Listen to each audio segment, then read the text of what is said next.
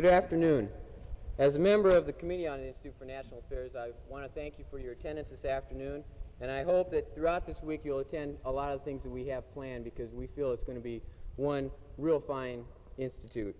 To go over some of the things that we have planned, in addition to the speaker today, Mr. Joseph Dispenza, we have in this afternoon at 4:30 at Ripley's Orchard a topic workshop on the bluegrass music that will kind of give an overview and an insight a little bit more before the Bluegrass Festival this weekend, this Saturday. And then later tonight at 8 p.m. in the Sunroom, Steve Zito of the Institute for American Films will be speaking on dramatic form and social reality in the American film. Tomorrow at 12 noon in the Great Hall, right here, we'll have another college film called College Confidential.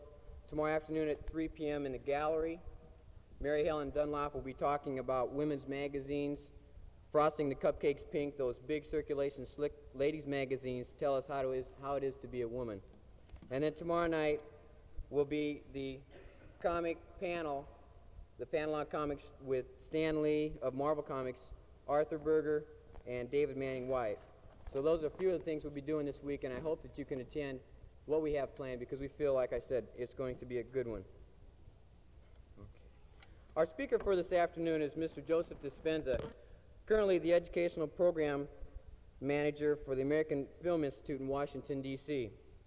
His presentation, Clowns and Kings, Television in the 50s, is one of many lectures for which he is well known. He was born in Ashtabula, Ohio, and completed his formal high school education and pre-high school education there. He attended St. Edward's University and Indiana State University in Terre Haute before receiving his Bachelor of Arts degree from St. Edward's University in Austin, Texas in 1968. He completed his graduate work at the University of Texas at Austin in 1970, receiving his master's in communication, radio, television, and film. He is currently a PhD candidate at the University of Texas. Mr. Dispenza's experience in the field of mass communication has been quite extensive, including lectures, books, playwriting and acting, and film reviews. He has written 3 books, The Forgotten Patriot, Reruns, and now a college text on the film history, A History of the World Cinema. He has written 3 teleplays and 1 full-length period play, The Death and Trial of Pope Formosus, while at the University of Texas at Austin. As a lecturer, Mr. Dispenza has held conferences and seminars on mass media for educational purposes in both the United States and Mexico. He has acted in and directed stage productions, including Who's Afraid of Virginia Woolf at Austin, Texas, and is the author of 3 mass media presentations. I would like now to present Mr. Joseph Dispenza.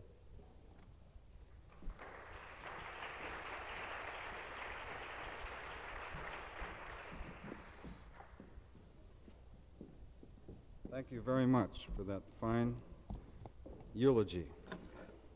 That sounds like something they say when you die. Oh, good, we have some more people coming in. Take a place, any place, as Groucho used to say.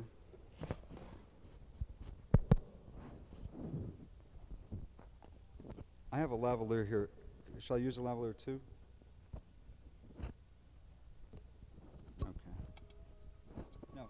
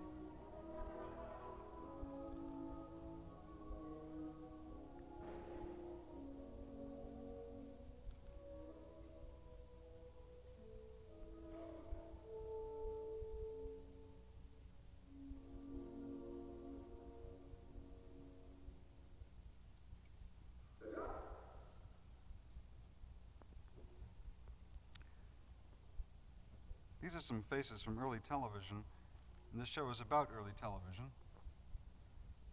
And I suppose you can recognize most of them.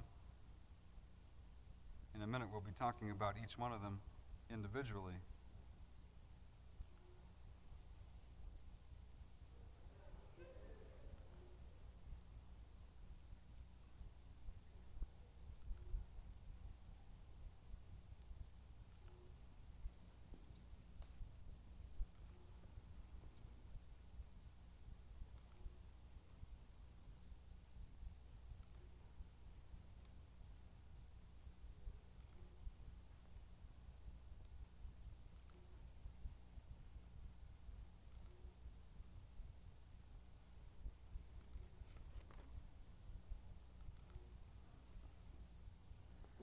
In 1950, television was not a new thing, 1950, because as early as 1906, Professor Max Deckmann described in a German patent application what he called a method for the transmission of written material and line drawings by means of cathode ray tubes.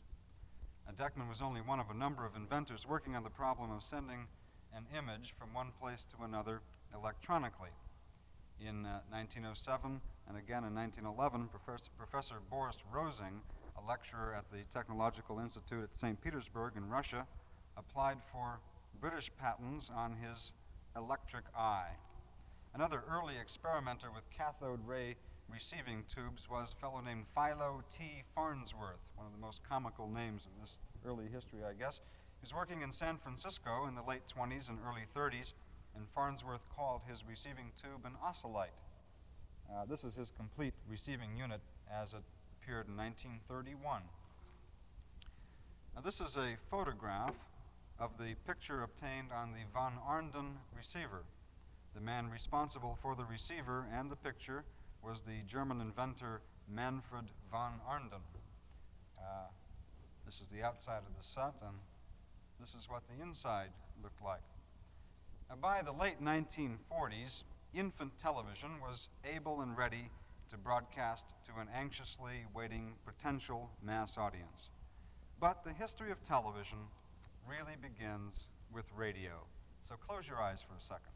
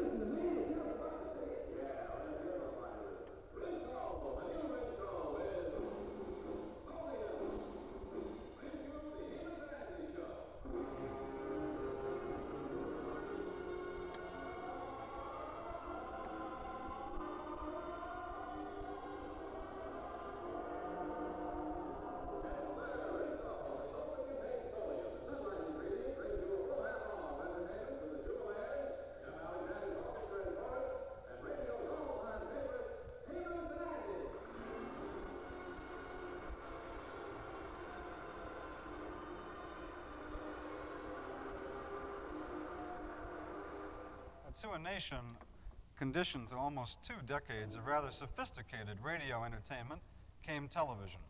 Many people in those early days tried to guess what turn this new invention would take. Would it be an instrument of information? Would it concern itself with educational programming? Would it be a commercial venture or a government-subsidized communicator to the masses? Well, the questions were soon answered. Television was to be radio with pictures. Now, television has a unique way of turning a person into a personality, and that's why the history of television in the 50s is mainly a history of television personalities. June 20th, 1948, marked the premiere telecast of Toast of the Town. Ed Sullivan, its host, was a remarkable man with a remarkable talent for signing on the right act at the right time. The appearance of Elvis Presley on his show in the late 50s made entertainment history. Sullivan was a television phenomenon, a man of considerable expertise in spite of the oft-quoted barb of Fred Allen, who said that Ed Sullivan will be around as long as someone else has talent. Arthur Godfrey, pictured here with Tony Marvin, his intellectual announcer, was a radio personality who became a television personality. He was witty, charming, homespun, and very, very popular. Talent scouts for Lipton Tea began in 1948 and was followed the next year by Arthur Godfrey and his friends.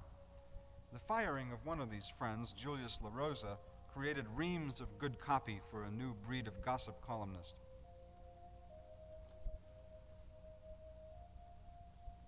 Other Godfrey regulars were singer Frank Parker and Marion Marlowe, the McGuire sisters, Jeanette Davis, and Holly Loki, here accompanied by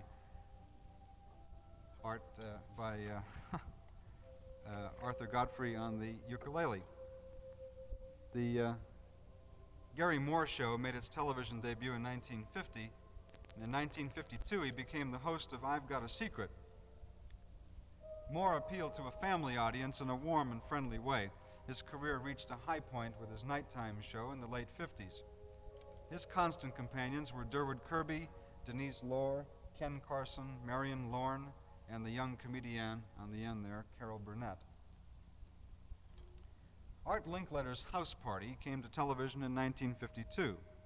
A man who apparently embodied all that was good in the American male, Linkletter and the show soon became a daytime favorite with housewives. People Are Funny was added in 1954. Tennessee Ernie Ford had a rural quality that made him the Cracker Barrel Socrates. He was backwoods, inspirational, and often pure corn. Other pea pickers on the Tennessee Ernie Ford show in 1955 were Skip Farrell, Doris Drew, and Molly B. Dave Garroway made his first major television contribution with the Chicago-based show Garroway at Large in 1949. The show ended in 1951, and Garroway came to New York to serve as host of a new concept in TV broadcasting, Today. For 3 years, from 1955 to 1958, he also hosted Wide Wide World, another programming innovation. Garroway's style was unhurried and low-pitched, cool in every sense. One of television's most intellectual talents, Steve Allen, made his debut in 1954 as the host of The Tonight Show. It was a wild and woolly variety package, sometimes scripted, sometimes impromptu, consisting of songs, sketches, interviews, guest stars, and an abundance of offbeat features. That Steve is the answer man. Cast members of The Steve Allen Show, which began in 1956, were Dayton Allen, Bill Dana, Louis Nye, Steve himself, Don Knotts, Pat Harrington Jr., and Gabe Dell. Jack Paar took over The Tonight Show in 1957. The following year, it was retitled The Jack Paar Show. It became almost overnight the hottest show on the air. Parr's timing was impeccable. The easygoing, mildly irreverent, personal, and informal nature of the proceedings coincided with the emergence of a new audience of adult late viewers. Frequent visitors to the Paar Show were Dodie Goodman and the French songstress Geneviève. And here Paar chats with a favorite guest, Elsa Maxwell, who related one night in 1958 that at one of her parties, the Duke of Windsor lost his shirt and other things in a game not unlike strip poker. Other famous guests were Hermione Gingold, Alexander King, Zsa Zsa Gabor, Cliff Arquette, and Hans Conried. It's interesting to note, by the way, that Parr is back on television, and all of this nostalgic interest in early television has really come full circle with the reemergence of Parr. He even has brought back some of his old friends, like Genevieve and Hans Conried. These were the major television personalities of the medium in the 50s. They were people endowed with no particular talent, save to entertain a wide audience by giving that audience more specialized entertainers. All of them have been responsible for the careers of countless singers, dancers, comedians, and inevitably other personalities. But there's no doubt that the real kings of early television were the clowns. Milton Berle, here shown with Ruth Gilbert, who played Max, was one of the first and in many ways one of the finest of the original dynasty of television comics. From 1948 to 1956, Tuesday night was Berle night. The Texaco Star Theater was a veritable Berle showcase, featuring brash and raucous comedy, guest stars, and lavish productions. Uncle Milty, by any other name, including the well-deserved Mr. Television, all these shows were live, remember, was a comic for all seasons, an aggressive, boisterous sort, possessed of legendary vitality and total showmanship. His swan song to television on Dave Garroway's Wide, Wide World in 1956 was a high point of his career and of television's infant history. And Away We Go became part of the national vocabulary shortly after the appearance of Jackie Gleason in 1950. Unlike Berle, who always portrayed himself in comedy routines, Gleason brought to the various comic characters he portrayed an extra dimension of sympathy. In the very earliest shows, caricature turned into real people, many of them comments on the America that Gleason knew and loved the best, like Charlie the Loudmouth, in this picture, one-upping his meek friend, played by Art Carney. And this is Gleason as the debonair, devil-may-care, irreverent Reginald Van Gleason III. They called her Frivolous Sal, a peculiar kind of gal. Now, this song was the introduction to many sketches in which Gleason played Joe the bartender. In later years, Joe's only customer was Crazy Guggenheim, but for years before that, Joe poured a bottle of beer for his pal, the camera. Gleason's most memorable character was Ralph Cramden, the bus driver, honeymooning in a cold-water flat with his wife Alice. Carney was the sewer worker, Ed Norton, and Audrey Meadows was Ralph's long-suffering wife. An inventive and uncompromising talent, Gleason often disregarded scripts in favor of spontaneous ad-libbing, much to the dismay of the producers of his live show. In fact, there are stories of Gleason coming in on a Friday evening to rehearse for a Saturday night live show, and during that Friday night rehearsal, ripping up the scripts that they had used all that week and saying, we're going to do it fresh from right now. And they would have 4 or 5 hours to memorize and ad-lib. One of the most energetic clowns of the early days, Sid Caesar, whose 90-minute Saturday night offering Your Show of Shows contained comic material that has since become legendary. Here he is with his versatile companion, Imogen Coco. Sid pantomimes a drive through city traffic. In one of his most famous lampoons, Caesar became author and storyteller Somerset Winterset. Another immortal sketch, Caesar with Carl Reiner and Howard Morris as the Three Haircuts, a satire on the music of the day. And no show was without its famous eating scene. Here, Cliff Norton looks on as Caesar, Reiner, and Morris devour a Chinese dinner.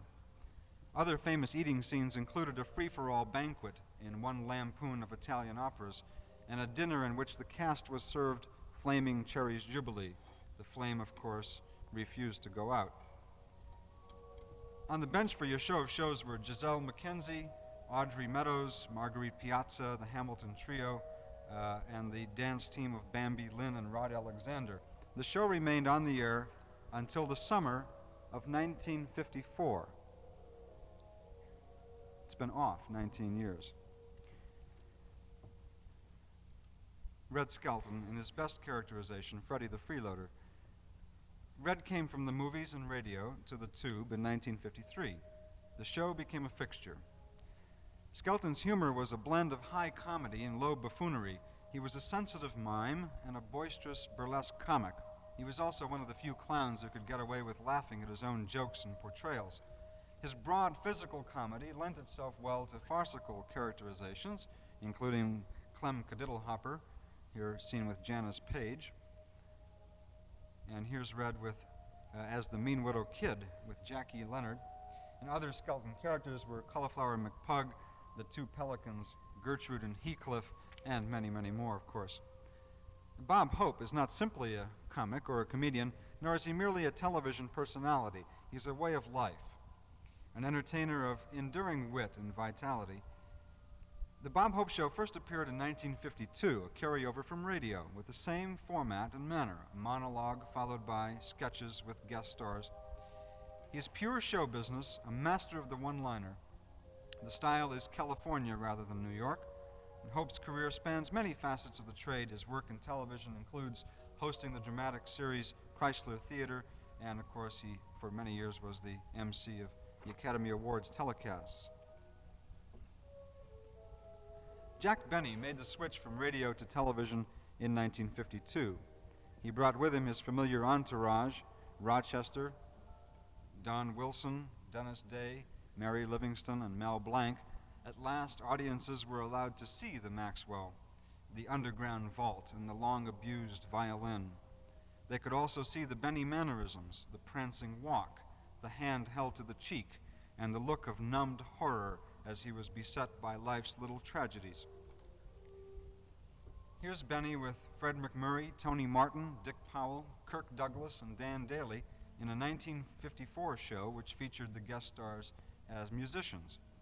Benny's wide appeal rested on his legendary miserliness, his persistent refusal to turn 40, and a truly unique sense of timing, all of which had been established by radio.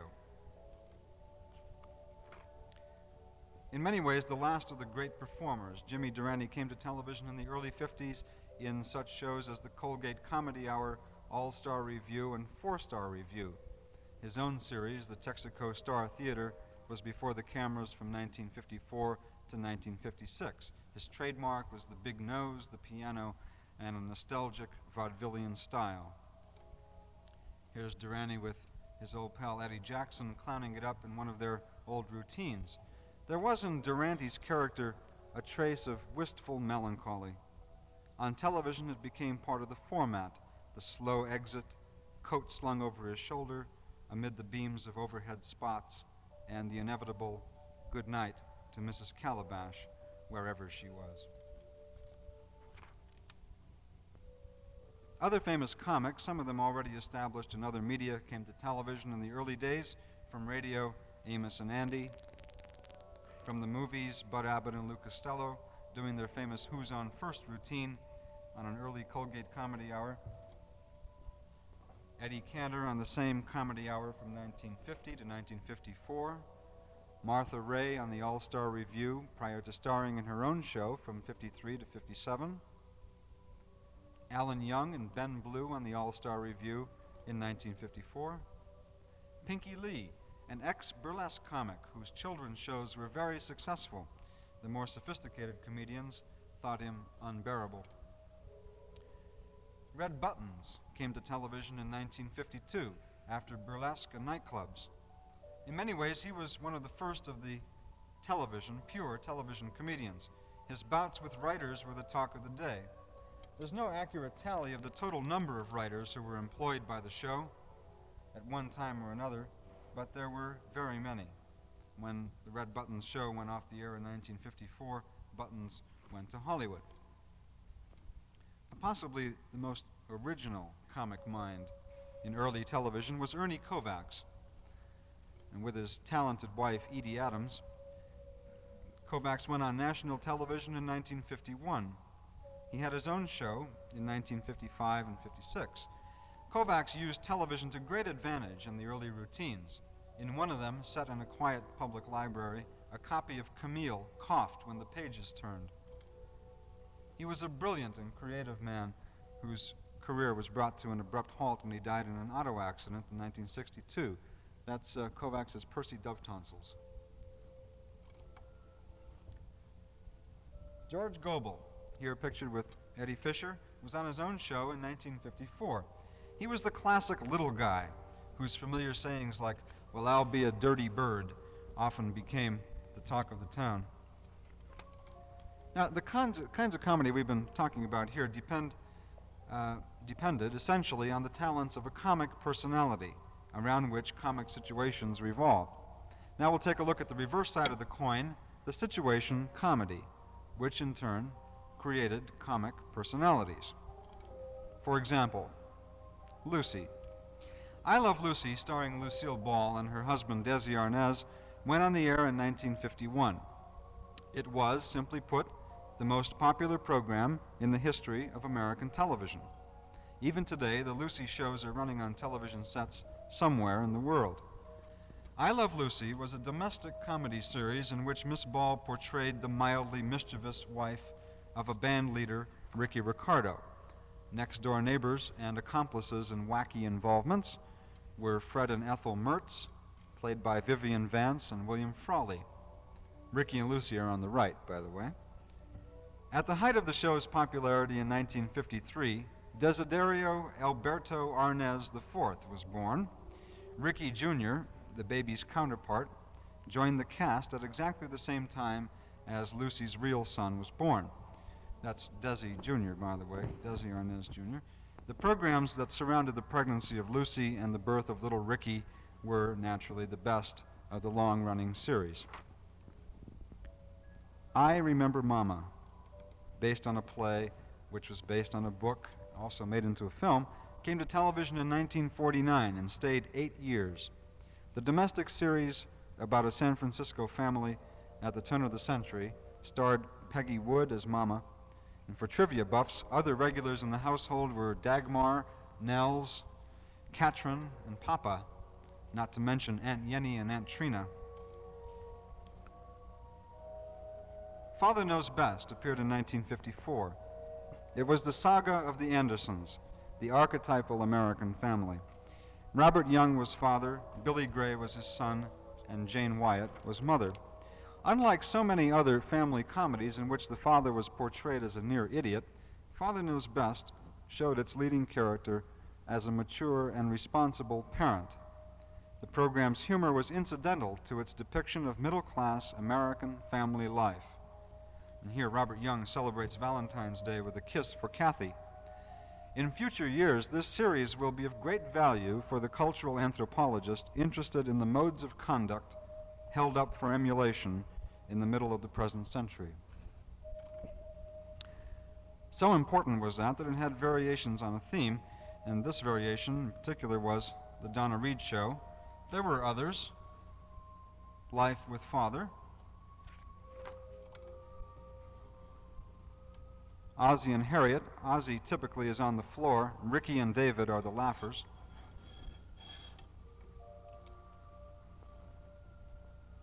The Life of Riley. Here William Bendix laughs about the most recent revolting development in his life with Peg and Junior. Make Room for Daddy, a showcase for Danny Thomas. The Goldbergs, which dealt with the kind of ethnic humor that was radio's specialty. The televised version of this domestic comedy was first seen in 1949. Other titles included Blondie, Fibber McGee and Molly, December Bride, The Stu Irwin Show, and many, many others.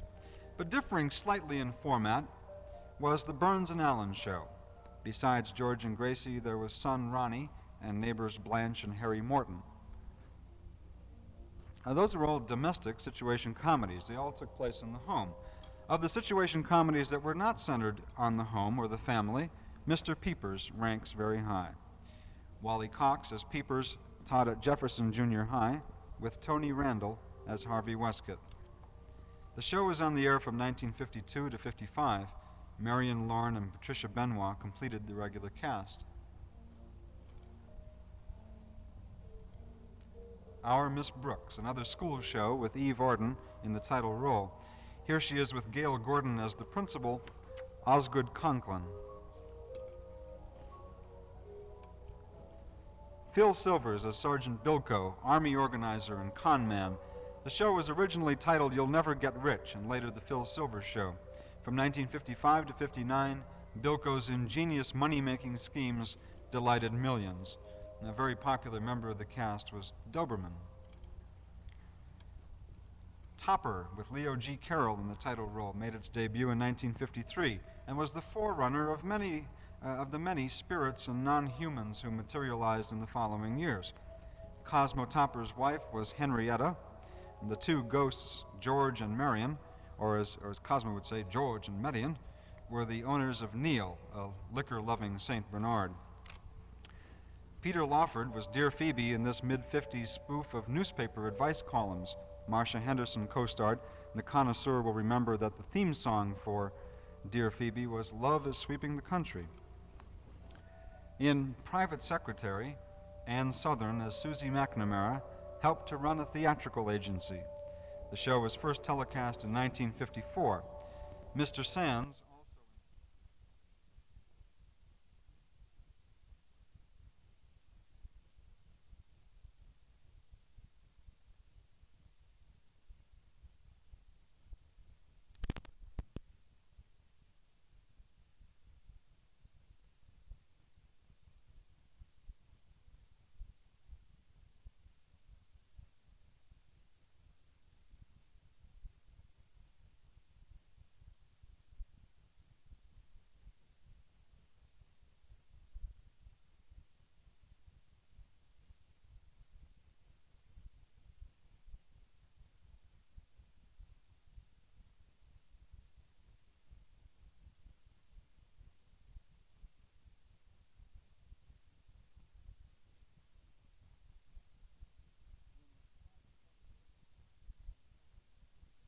In Private Secretary, Ann Southern as Susie McNamara helped to run a theatrical agency.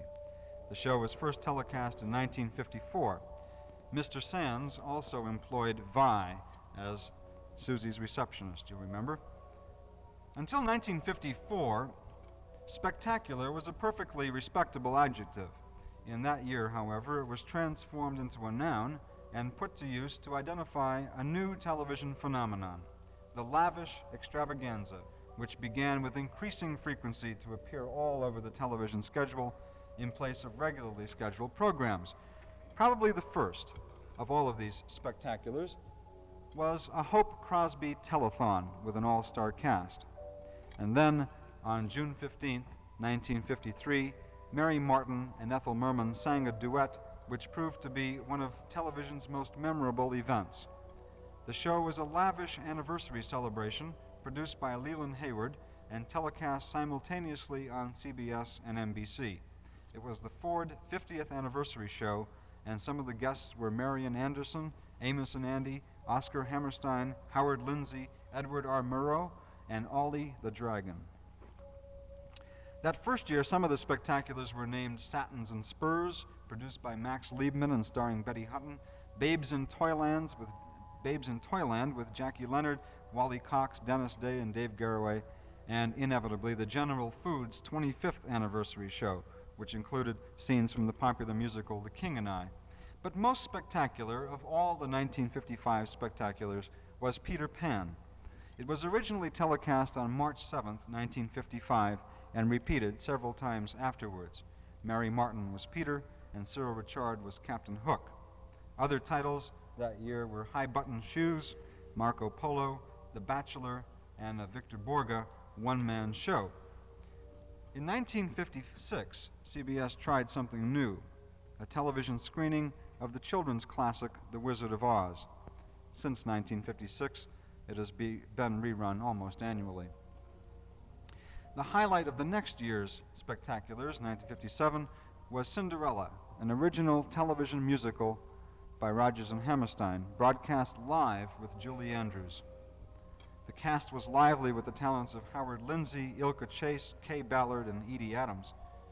And later that year came Mike Todd's Party, celebrating the first anniversary of his film Around the World in 80 Days.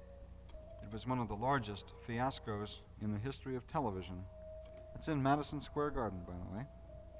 Then there was Annie Get Your Gun with the ubiquitous Mary Martin. Kiss Me Kate on the Hallmark Hall of Fame.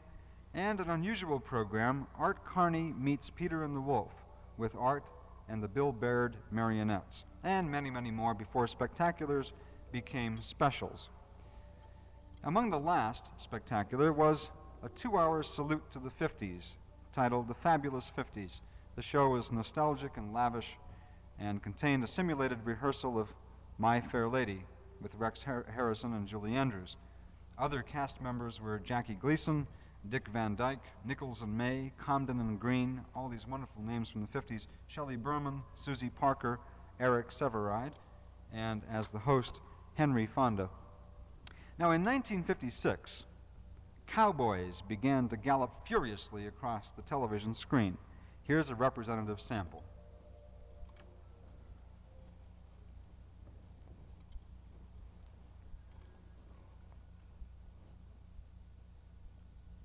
Whoops. Nope, whoop, whoop, whoop.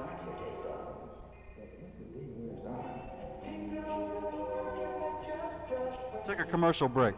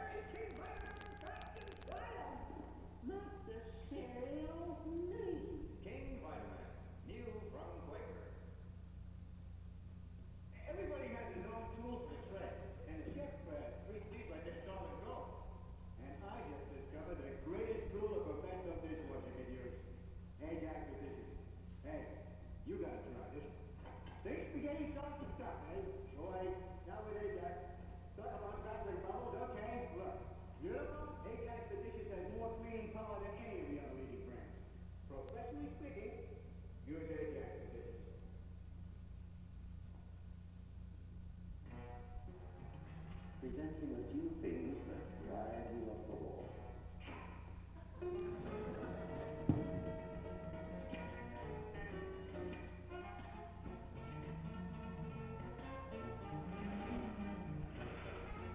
And the sad thing is, they seem to be happening more and more. And the more they happen, the more cynical you become. So that when something good does come along, you don't believe it, and so you ignore it. Don't ignore the Monsanto wear-dated tag. It's really good. It says if you buy any garment made of Monsanto fibers and carrying the wear-dated tag, and it fails to give you normal wear for 1 year, you get your money back. Every penny of it. It's time the consumers got their share. And at Monsanto, we're glad we're the ones giving it to you.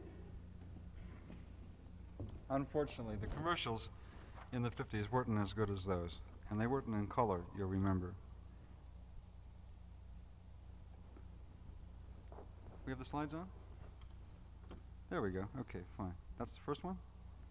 It's time to speak about the golden age of television. The golden age refers to live drama, and most people agree that the years it spans are from 1954 to roughly 1960 and the advent of videotape. Live drama on television live drama was on television long before 1954, of course, but the best live dramatic programs were written and produced by a new and energetic school of men working hard to make an art form of this infant medium. Let's take a look at a sample of some of the things that they were doing.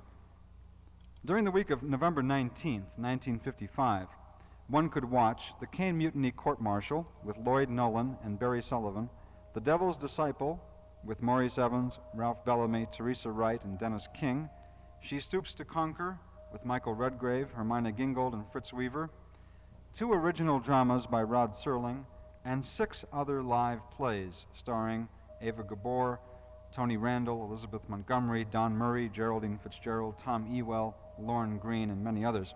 All in 1 week, all live. Never have so few done so much in so little time. Now, we can point to no single moment, no single play, and say, here is where the Golden Age began, because live drama began with television itself. This elaborate set, which was not typical, which was built for a live play named Detour. The play was telecast as early as 1948. It's another shot of it. The studios were small, the conditions and equipment poor, and the time schedules nearly impossible. Every night was opening night, and the plays had a run of 1 performance. This is Helen Hayes in her television debut on Pulitzer Prize Playhouse. The name of the play was The Late Christopher Bean. Philco Television Playhouse began on October 3rd, 1948. 3 years later, Goodyear started. The first Goodyear production, October Story, starred 2 of the busiest television actors of that era, Julie Harris and Leslie Nielsen. The entire show was live, of course, so for this scene, a camera had to be placed atop the RCA building, and literally the actors ran up during the live commercial went up the elevator to the roof to do this scene, and then during the next commercial went down in the elevator. In 1953, Marty, possibly the single most outstanding drama of that decade, Paddy Chayefsky wrote the script, and Rod Steiger was the butcher. Chayefsky became television's most celebrated playwright. He followed Marty with The Bachelor Party, Middle of the Night, and this Goodyear production, The Catered Affair, with Thelma Ritter. Another prolific writer of the time was Reginald Rose, whose play 12 Angry Men became famous after it was telecast in 1954.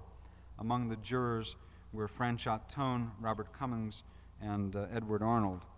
Rose's other plays included The Remarkable Incident at Carson Corners, Thunder on Sycamore Street, The Death and Life of Larry Benson, Dino and the Defender, with Ralph Bellamy and Steve McQueen. The Defender was later pluralized and made into a fine dramatic series. He wrote the original script for that. A Night to Remember was the story of the sinking of the Titanic. It was telecast in 1956 and was the most ambitious live drama that had ever been attempted. 107 actors, 31 sets, 7, count them, 7 cameras. It was directed by George Roy Hill, who went on to the movies to direct things like Slaughterhouse-5 and Butch Cassidy and the Sundance Kid. Of all of Hallmark's productions, The Green Pastures may well be the most memorable. It was on television in 1957 and again the following year. Other dramas in this fine series were The Lark with Boris Karloff and Julie Harris, and Little Moon of Alban in 1958.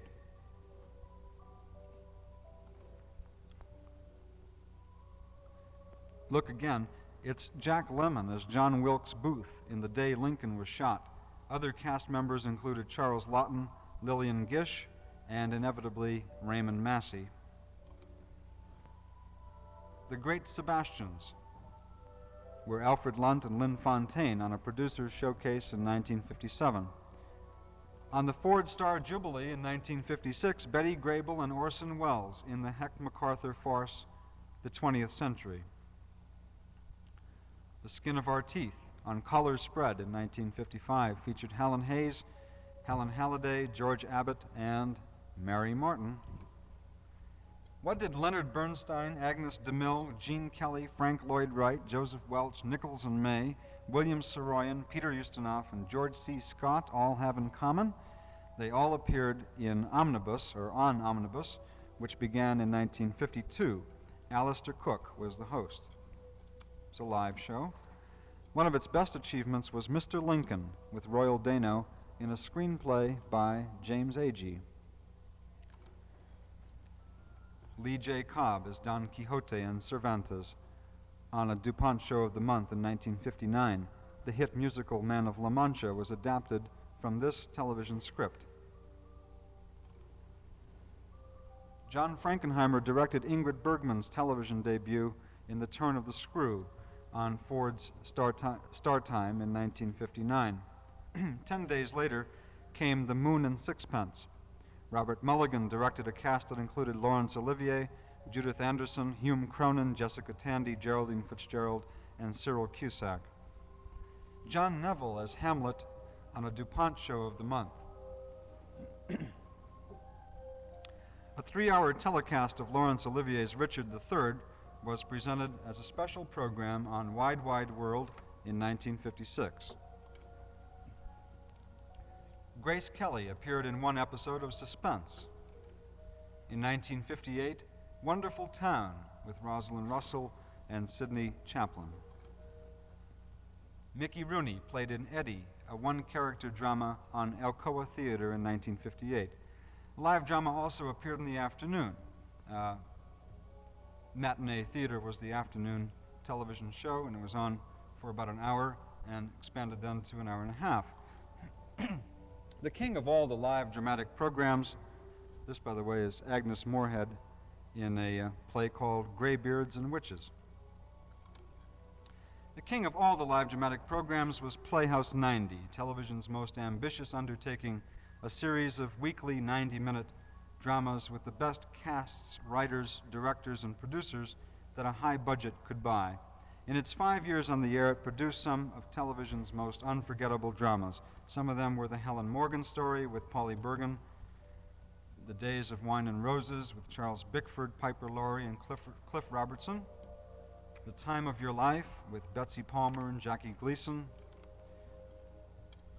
For Whom the Bell Tolls with Jason Robards, Maria Schell, and Maureen Stapleton, The Plot to Kill Stalin, The Last Clear Chance. This is Paul Muni, by the way, as the star of The Last Clear Chance. You can't see it very well, but he has a hearing aid in his ear, and the story of that is very interesting. Paul Muni was not actually hard of hearing, but he was involved with another project at the time, and these were live programs, remember. So they fixed him up with a hearing aid, and they fed him his lines from the control booth as he was acting them. Live drama was incredible. Misalliance on Playhouse 90 also. Other titles in that distinguished series were Requiem for a Heavyweight with Jack Palance and Keenan Wynn, The Miracle Worker, Judgment at Nuremberg, and The Comedian. The years of Clowns and Kings were exciting years on television. They were years of embarrassing naivete and astonishing maturity, of infancy, certainly, and growth. We've only talked about a small part of television in the 50s. We've not talked about the singers and the dancers, the quiz shows, the children's programs, sports, politics, news programs, and many other aspects of the total picture. And we're not going to do that, but we are going to take a look through a sort of almanac of television in the 50s. And I would like to remind those of you who have a 4 o'clock class that it's about 5 minutes to 4, and the program will run probably another 7 minutes, so you might want to gauge your time. Bring up the music, please. Okay. See if you can identify some of these old folks.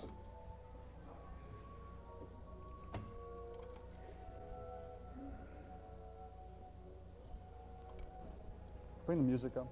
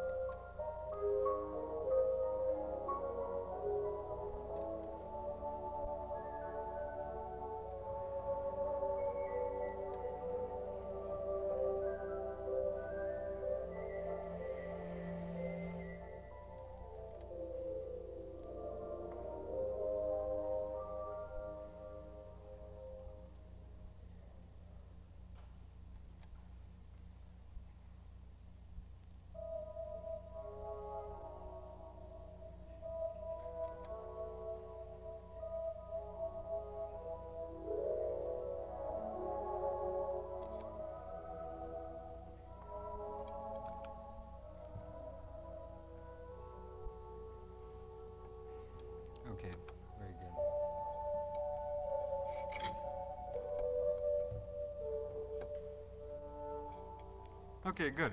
We're going to break now, and those of you who have to get on to a class or someplace else can take off, and once we get the lights on, I'll be very happy to answer some questions, okay?